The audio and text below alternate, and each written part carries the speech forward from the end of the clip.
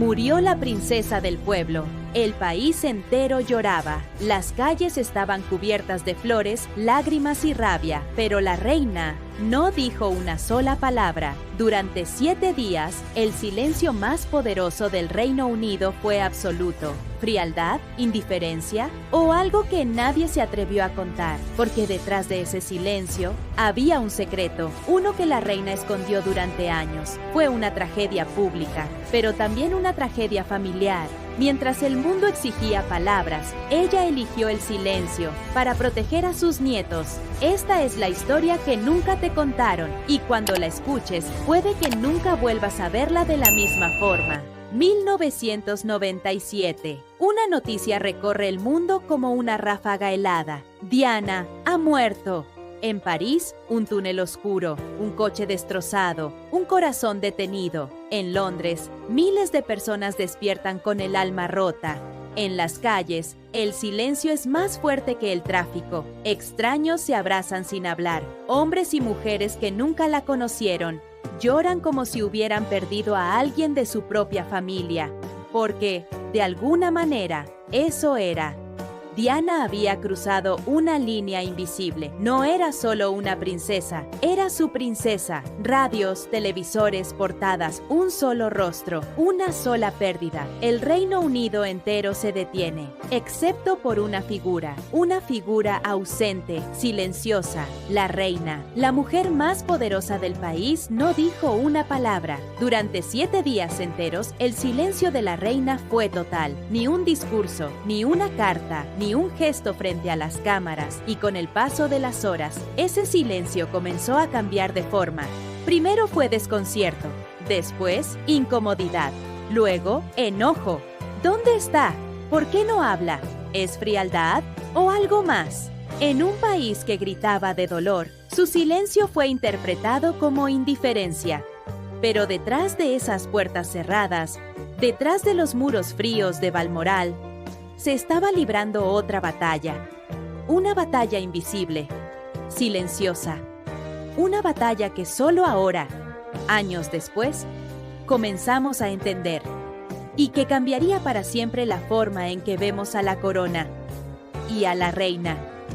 Mientras el país se deshacía en llanto, mientras las flores comenzaban a amontonarse frente a las rejas del Palacio de Buckingham, la reina no estaba allí. Estaba en Escocia, en Balmoral, con sus nietos, William, de 15 años, Harry, de solo 12, 2 niños que acababan de perder a su madre. No una madre cualquiera, Diana. Su muerte no solo había estremecido al mundo, había quebrado su mundo, y la mujer que durante décadas había antepuesto el deber a todo. Esta vez eligió quedarse a su lado. Comieron juntos, pasearon por los jardines, intentaron dormir. Mientras el país exigía una reina, ella decidió ser abuela. Y eso para muchos fue imperdonable. La televisión repetía la misma pregunta. ¿Dónde está la reina? ¿Por qué no da la cara? Las portadas que solían reverenciarla empezaron a cargar contra ella. El silencio es ensordecedor. Muéstranos qué te importa. Pero allí, detrás de los muros de piedra, no había estrategia. No había frialdad. Había familia. Había una mujer mayor, criada para reinar, intentando consolar a 2 niños que no sabían cómo enfrentar la pérdida. ¿Cómo se explica eso a una nación entera? La reina había sido enseñada para resistir, no para llorar, para mantener la compostura, no para abrir el corazón. Y esa enseñanza, ese legado de contención, de silencio, fue justamente lo que la alejó del pueblo. Nadie sabía lo que ocurría en Balmoral. Solo veían la ausencia, y donde hay silencio, el juicio entra.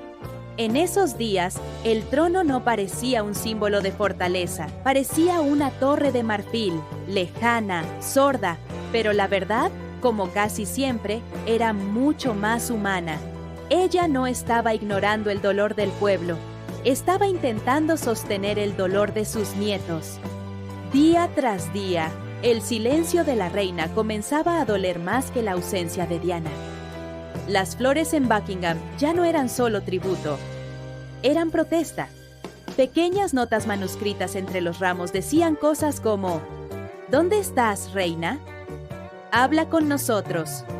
Tu pueblo está sufriendo. Los presentadores de televisión, antes reverentes, alzaban la voz. Los periódicos dejaban de hablar de dolor y empezaban a hablar de enojo. Y en los hogares británicos, una idea impensable comenzó a colarse en las conversaciones. ¿La monarquía todavía nos representa? La presión aumentaba. Las encuestas mostraban una caída histórica en la aprobación de la familia real. Las líneas telefónicas de la BBC ardían con reclamos. Cartas llenaban las redacciones. El país no solo lloraba a Diana, estaba empezando a dudar de su reina. Y entonces, al 7º día, algo cambió. Por fin, la reina regresó a Londres. Se bajó del coche frente al Palacio de Buckingham, vestía de negro, el rostro sereno, pero exhausto. Caminó despacio entre la multitud de flores. Leyó las notas, tocó algunas fotografías, no dijo una palabra. Pero en ese instante, su presencia, ese gesto silencioso, fue un alivio. Porque por primera vez, el pueblo sintió que ella también estaba de duelo. Esa misma noche, las pantallas del país se oscurecieron. Apareció el escudo real y luego ella, la reina, de pie, en silencio, vestida de negro, y por primera vez en 7 días habló. Les hablo hoy no solo como su reina, sino como abuela. Su voz era firme, pero menos rígida. Sus palabras, medidas, pero cálidas. Habló de Diana con afecto. La llamó una mujer excepcional. Reconoció el dolor de sus hijos y el dolor del pueblo.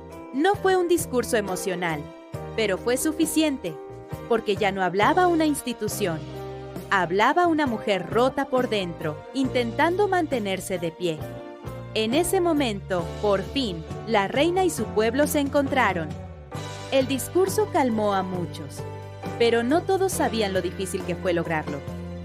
Detrás de cámaras hubo tensión, discusiones. El entonces primer ministro Tony Blair lo contó años después. Nos tomó horas convencerla. Ella no quería hablar, no como reina, no todavía. Para Elizabeth no se trataba de popularidad, se trataba de dignidad, de no mostrar debilidad, de mantener la compostura incluso con el alma rota. Solo muchos años después comenzamos a entender realmente lo que sintió en esos días, porque tras su muerte se descubrió una carta que no fue escrita para el público ni para la historia. Fue enviada a una amiga íntima, su dama de compañía desde hacía décadas. En ella, por fin, la reina dejó caer la máscara. Sus palabras eran sencillas, breves. Ha sido una experiencia muy dolorosa.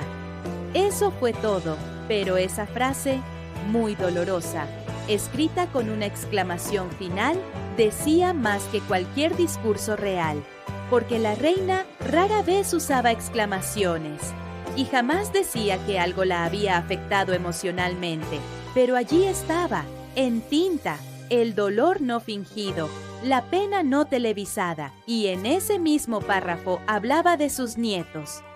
William y Harry han sido tan valientes. Estoy muy orgullosa de ellos.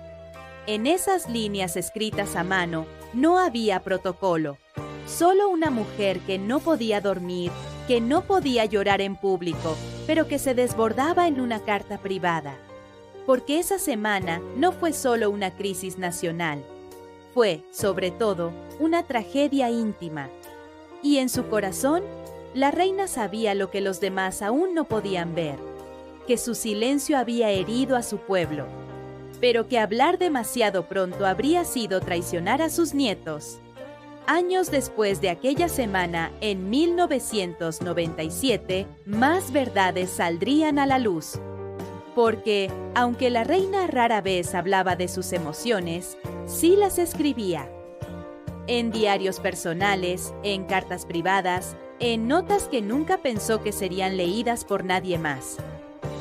Y en esas páginas quedó registrado algo que pocas veces imaginamos: el dolor de una madre, el desconcierto de una abuela, el silencio de una mujer que sufrió desde dentro. Se sabe, por ejemplo, que la reina nunca superó la traición pública de su hijo Carlos. Cuando en 1994 él admitió haber sido infiel a Diana, ella escribió con frialdad: nunca debió hablar de su matrimonio en público. Permitió el divorcio, pero en su diario dejó algo claro: no lo perdonó del todo. Peor aún fue el escándalo de Andrés, su hijo favorito, enredado con uno de los mayores criminales sexuales de la historia moderna, Jeffrey Epstein. La reina, según sus notas, quedó traumatizada, no por el escándalo mediático, sino por la vergüenza, por la desilusión. Nunca pensé que llegaría a esto, escribió. Y cuando Harry y Meghan decidieron alejarse de la familia real, fue otro golpe. Ella lo amaba.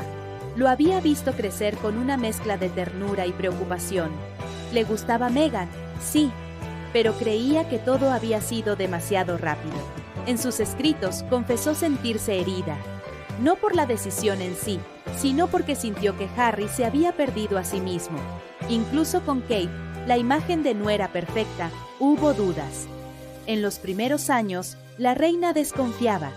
Encontraba extraña la coincidencia de que ella hubiera decidido tomarse un año sabático antes de entrar a la universidad, justo cuando William iba a St. Andrews. No fue hasta el nacimiento del príncipe George que, según escribió, confío en ella. Hará lo que sea por proteger el futuro de la monarquía. Y sin embargo, ningún nombre se repite tanto en sus diarios como el de Diana. Vuelve una y otra vez a esa semana, a ese silencio, a esa frase. Fue una experiencia muy dolorosa, siempre la misma, siempre con un punto final y una exclamación, porque la reina, que nunca fue entrenada para el duelo, tuvo que aprender a sufrir en secreto, y en su papel de madre, abuela, suegra y reina, no siempre supo cómo hacerlo. Durante décadas, la monarquía británica había funcionado bajo una premisa simple: el deber es más importante que el sentimiento. Las emociones se guardan, las crisis se enfrentan con compostura, la corona no reacciona, resiste. Pero en 1997, esa lógica se resquebrajó, porque el pueblo ya no quería solo símbolos, quería sentir, quería mirar a su reina y ver que ella también estaba rota. Ese deseo, ese reclamo, marcó el inicio de una transformación profunda dentro de la institución más antigua del Reino Unido. A partir de entonces, la reina cambió, no de golpe, no con discursos radicales, pero sí en los pequeños gestos. Sus mensajes se volvieron más personales, sus discursos más cálidos. En lugar de hablar desde el trono, comenzó a hablar desde el corazón. Visitó víctimas de tragedias, consoló a sobrevivientes, se mostró vulnerable, no solo como soberana, sino como mujer, como madre, como abuela.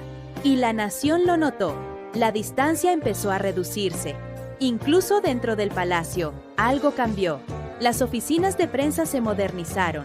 Las respuestas oficiales dejaron de tardar días. Los comunicados ya no eran solo fríos textos en tercera persona. La institución entendió, por fin, que la emoción también comunica, que la gente ya no exige perfección, exige presencia, humanidad, conexión. Y aunque las reglas del protocolo siguieron existiendo, a partir de entonces, el silencio dejó de ser una opción. La reina aprendió que una corona puede pesar, pero también puede escuchar. Y esa pequeña lección, nacida del dolor más íntimo, fue lo que permitió que la institución sobreviviera y se acercara nuevamente al pueblo. La reina nunca pidió perdón, nunca dijo, me equivoqué. No era su estilo, no era su educación. Pero con el tiempo, sus acciones hablaron por ella, su manera de estar presente, sus palabras más humanas, su apertura, lenta pero real, hacia un mundo que ya no quería silencio. Fue una transformación discreta, sin dramatismo, pero profunda, porque esa semana de 1997, 7 días de ausencia, de distancia, de crítica, dejó una huella en ella, y nunca volvió a ser la misma. Los que estuvieron cerca lo sabían. Su antiguo secretario privado, años después, lo dijo con claridad. Fue su mayor pesar no haber hablado antes. La reina, esa figura de hierro, formada en el deber, que aprendió a no llorar frente a nadie, entendió, al fin, que la contención también puede herir, que la frialdad interpretada puede separarte para siempre de quienes te necesitan, y que en un mundo que cambia rápido, incluso las instituciones más antiguas deben aprender a sentir, o al menos a demostrar que sienten. Esa fue la lección. Y también su legado. La monarquía siguió en pie, pero desde entonces algo invisible cambió para siempre. Una línea sutil, frágil, entre el poder y el pueblo, entre la tradición y la empatía. Hoy miramos hacia atrás y recordamos esa semana no solo como una crisis, sino como el momento en que la reina se volvió humana. ¿Y si hubiera hablado antes? ¿La habríamos entendido mejor? ¿La habríamos juzgado menos? ¿O quizás, simplemente, la habríamos querido más? Tal vez nunca lo sabremos. Pero tú, ¿qué crees? ¿Fue el silencio de la reina su mayor error? ¿O su acto más humano? Déjame tu opinión en los comentarios. Me encantaría leerte. Y si esta historia te tocó, si te hizo mirar con otros ojos a alguien que creías conocer, suscríbete, porque aquí no solo contamos lo que pasó, contamos lo que nadie se atrevió a decir.